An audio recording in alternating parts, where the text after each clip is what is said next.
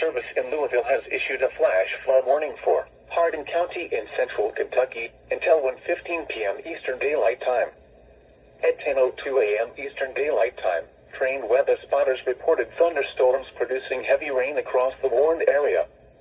Between 2 and 3.5 inches of rain have fallen. Additional rainfall amounts of 1 to 2 inches are possible in the warned area.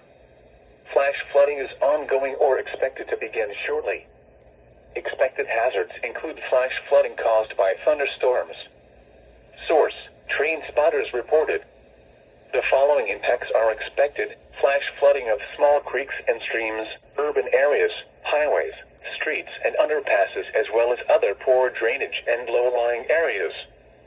Some locations that will experience flash flooding include Elizabethtown, Radcliffe, Vine Grove, Sonora, Cecilia, St. John, Craft, Franklin Crossroads, Addington Field Airport, and Hansborough. Turn around. Don't drown when encountering flooded roads. Most flood deaths occur in vehicles. Here are some river levels.